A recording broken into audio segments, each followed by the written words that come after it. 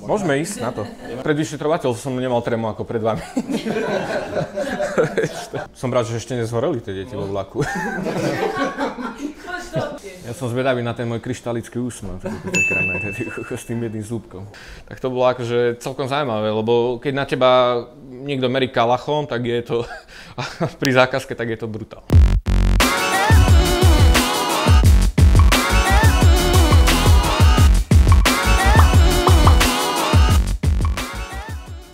Moje meno je Jozef, vystupujem pod menom Panika 71. Pochádzam z Bystrice, Banskej teda, ale momentálne žijem vo Zvolene. Živím sa malovaním graffiti, som proste nejaký výtvarník už v dnešnej dobe, to škatulkovať doslova do jedného slova. Graffiti umelec by bolo asi veľmi nezodpovedné. Kedy som sa začal venovať graffiti, siaha do roku 98. Kedy som prvýkrát zaregistroval na ulici proste mladých chalanov, ktorí malovali na sídlisku. Strašne ma to zaujímalo, pretože to bolo také niečo neznáme. Tým, že nebol internet, človek si nemal vtedy možnosť niečo zistiť o tom a priamo sa konfrontoval na tej ulici, dá sa povedať, s takým undergroundom, my sme boli vtedy v podstate deti. Svoju prvú vec som namaloval v roku 99 na vodáreň, to bolo latexovou farbou. No v podstate odvtedy to vlastne išlo už iba smerom hore, kedy som vlastne zistil, čo to vlastne naozaj to graffiti je. Zoznámil som sa s inými ľuďmi, zistil som, aké sú tie pravidlá vlastne, čo to všetko obsahuje. Vlastne to bol taký ten základný, nejaké tie základné pravidlá toho vlastne malovania, že človek musí mať nejaký pseudonym, čo to je vlastne bombing, čo to je peace, čo to je vlastne panel na vlaku. A odtedy vlastne sa to hrnulo a už sa to nedalo zastaviť. Panika 71, moje meno, vzniklo okolo roku 2004, tým, že vlastne ja som 5 rokov vymenal rôzne mená, stále som sa hľadal v rôznych štýloch, snažil som sa vytvoriť niečo svoje vlastné, hej. Že nechcel som, aby to sa podobalo na niečo, čo už ľudia vidia v meste. Som svoj štýl vlastne interpretoval vlastne do grafického dizajnu, čo vlastne boli nejaké čisté línie, kruhy, bodky, proste geometrické útvary. Hľadal som k tomu nejaký pseudonym, ktorý by naozaj vystihoval to meno a pohrával som sa s rôznymi menami, ale potom už v roku 2005 som, myslím, už pokračoval pod týmto menom. Graffiti alebo umenie, alebo vlastne tá výtvarná stránka úplne podrobila môj život. Čiže všetko je prispôsobené tomu. Aj moja rodina, momentálne, ktorú mám, ktorú som si založil. Človek ráno stáva o nejakej 3:00, aby dokázal vytvoriť nejaký grafický návrh, lebo naozaj, keď príde nejaká ponuka alebo niečo, musím to urobiť ráno, pretože potom už od tej 7:00, 8:00 sa buď venujem rodine, alebo naozaj odchádzam malovať niekam preč. Ale robím to, človek to robí rád, no. Že niečo po sebe potom zanechá, že naozaj nežijem taký život, že chodím do nejakej práce, ktorú naozaj nenávidím. Ľudia už zaznamenávajú ten fakt, že vlastne street art sa stal plnohodnotným zdrojom akože umenia.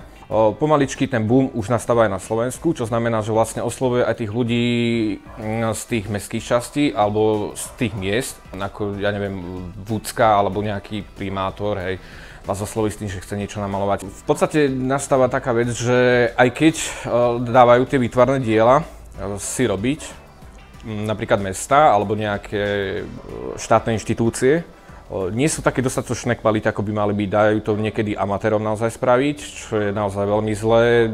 Podporujú, hej, proste tie inštitúcie sa snažia podporovať tých umelcov, ale neznikajú také dobré veci, alebo také by som povedal, ktoré by naozaj stáli proste za nejaké pozretie. Možno skvelým príkladom je fungovanie Košíc, hej, že tam naozaj vznikla taká vec, ako je Street Art Communication, ktoré má na starosti Viktor Feher, kde naozaj spolupracuje s tým mestom, dávajú tam tie plochy, dávajú tam nejaké peniaze a samozrejme vznikne z toho naozaj úžasné dielo, pretože tam teraz má človek pocit, že keď tam príde, sú tam naozaj svetoví umelci, že naozaj v tej galérii je. To je aj napríklad môj sen, spraviť proste vo Zvolene momentálne niečo také. Keďže snažil som sa v Bystrici o niečo podobné, ale stretol som sa s neúspechom a s neochotou zo strany mesta, čo je úplne paradoxné, pretože naozaj som od nič nepotreboval vtedy v tom čase iba proste nejakú plochu a neboli mi ochotní tú plochu dať. Stále cítiť tie časy toho komunizmu. Ľudia to majú proste ako keby tak zaškatulkované. Graffiti sa rovná proste vandalizmus. Čo sa týka slovenskej graffiti scény, tá úroveň je naozaj vysoká, napríklad tých organizátorov niekedy sa dokážu výborne postarať o toho graffiti writera, keď tam príde. Špecifikum graffiti alebo graffiti writera je to, že vlastne je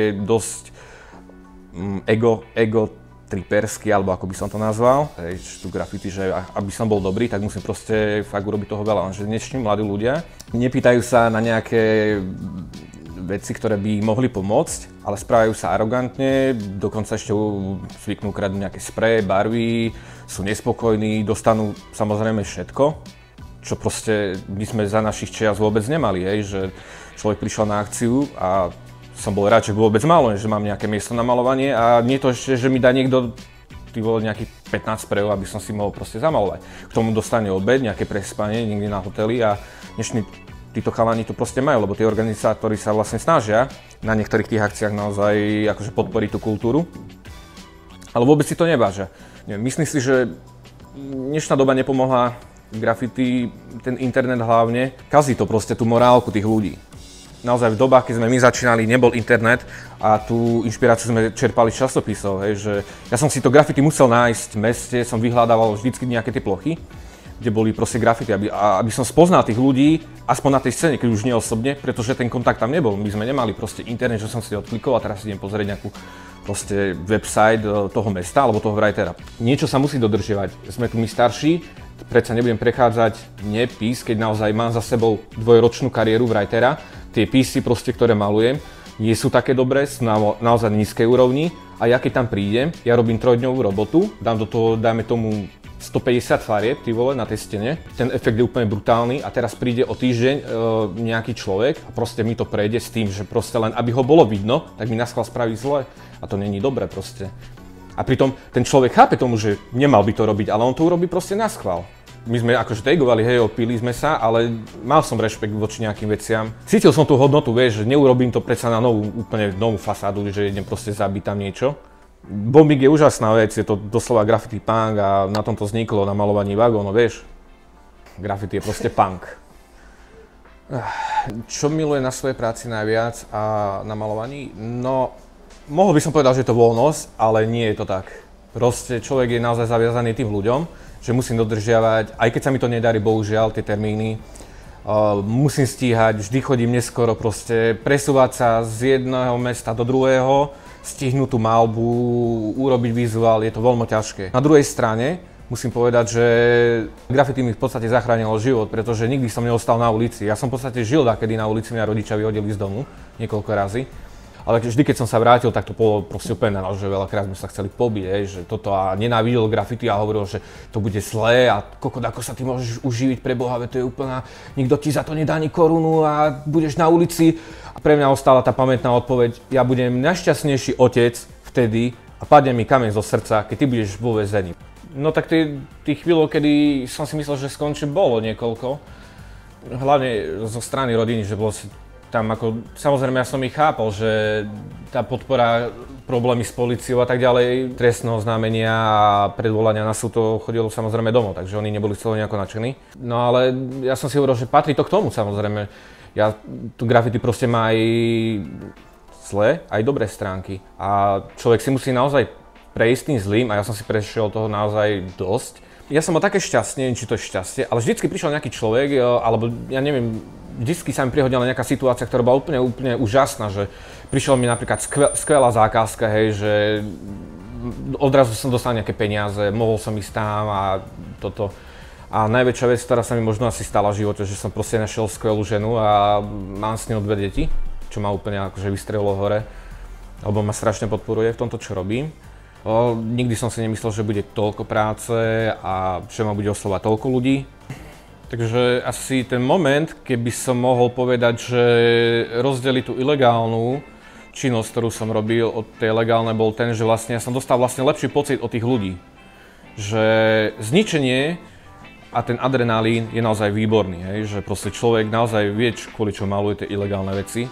Lenže som prišiel na to, že spraviť ten priestor lepším a potešiť oveľa viac ľudí a mať za to oveľa väčší ako tú spätnú väzbu je pre mňa naozaj oveľa lepším a vďačnejším pocitom proste. Preto to robím. Tí ľudia proste sú naozaj vďační, neprídu s nejakou nenávisťou, ale prídu a spýtajú sa, a ako ste to urobil a ako vám to dlho trvalo, preboha, veď to je pekný obrázok. Graffiti writer by mal malovať metra, pretože tam to vzniklo, 80. roky, New York City. Stade proste čerpáme tú inšpiráciu a keď si pozrieme teraz nejaký dokument Style Wars alebo Wild Style, tak je to úplne úžasné, mne zimomriavky behajú. Tým, že ja som neinklinoval nikdy priamo v graffiti scéne v Banskej Bystrici, ale snažil som sa mať nejaký vlastný štýl, ma trošku ako keby degradovalo na nejakého samotára, by som to nazval. Chcel som byť vždycky nejaký inovatívny týpek, malovať nejaké proste nové veci, objavovať nové veci, že buď po výtvarnej stránke a tak ďalej. Ak niekto 20 rokov maluje tú istú vec, tak to není výhra podľa mňa.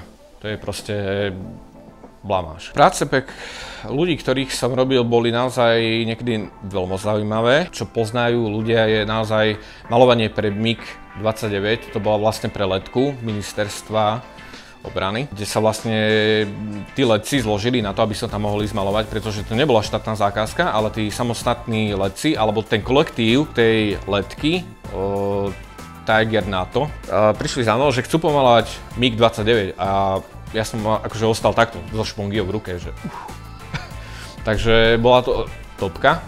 Mal som na to 3 dní, proste na to namalovanie tej stíhačky a maloval som to po nociach, lebo to bolo dosť, lebo to boli 2 kg v podstate. A išlo o to, že aby som urobil 2 tigrov rovnakých na jednej aj na druhej strane toho MiG-29, čo vlastne legendárne lietadlo a doteraz patrí jedný najlepší na svete, hej, a je super, že ja som ho dokázal pomalovať, ale došlo k takej situácii, že keď som to dokončoval v nedeľu, bol tam vždycky so mnou nejaký technik a odrazu asi okolo 3:00 v noci tam chlap nabehol vojak so samopalom v ruke, že chlapi, do piči, vám nejebe? Vám nejebe, ty kokos, vieš, že do piči, mne blika proste že niekto kradne stíhačku, ty kokos, vieš, a ja som bol na kýle, takto, zaseknutý, ty vole, chlap tam so samopalom na mňa mieril, vieš, potom sa spamätal aj ten technik, že preboha, veď to je ten chalan, čo maluje tú stíhačku, preboha, veď ho nechajte tak. Oni vôbec nenahlasili, vieš, že my budeme do rána proste malovať, vieš. Ja predovšetkým spolieham na charakter človeka. Pre mňa je dobrý človek, ktorý nerobí zle, má nejaké racionálne myslenie. Čo sa týka života, neviem, no, ja som veľa kamarátov kvôli tomu, čo robím, musel nechať za chrbtom, aby som mohol proste pracovať na sebe, pretože nie celý deň je vysedávať v krčme alebo robiť nejaké zlé veci. Človeku, keď naozaj dostane za tú prácu, ktorú má naozaj rád, peniaze, hej, že je to super. Ale bol to dlhý boj. Nevidel som dôvod proste už ďalej s nimi byť. Ja proste už sa nestretávam s nikým z mojej party alebo tak. Nechcem proste žiť v detskej izbe, ako žijú oni. Mám 32 rokov a nebudem žiť v detskej izbe, ty vole, proste, aby mi mamka zaplatila za telefón. Tomuto som sa snažil vždycky vyhnúť a som rád, že sa mi to podarilo a myslím, že oni to asi nepochopili doteraz, vieš. Ráno vstávam z postele kvôli tomu, aby som nemusel zažiť minulosť. Nechcem zažiť to, čo som už zažil.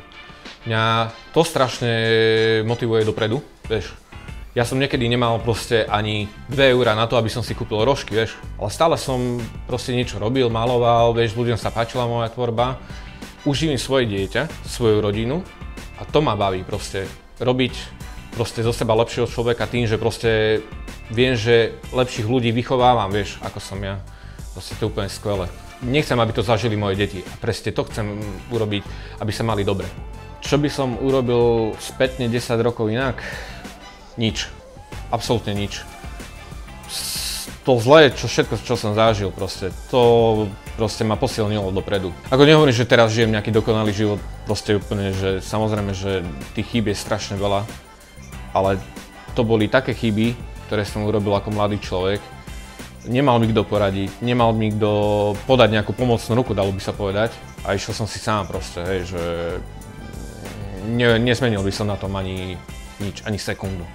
Ani sekundu. Žij a nechaj žiť. Ja som človek, ktorý preferuje slobodu, ktorú si momentálne ľudia nevážia, pretože si myslím, že celý život je vlastne o nejakej slobode. Že človek má tú možnosť teraz žiť nejako slobodne A má taký pocit, že naozaj, že tí ľudia vôbec neriešia to, že vlastne my sme žili v nejakom komunistickom zväzku s Ruskom a nebola možnosť cestovať, nebola možnosť malovať čokoľvek. Vôbec si to nevážia.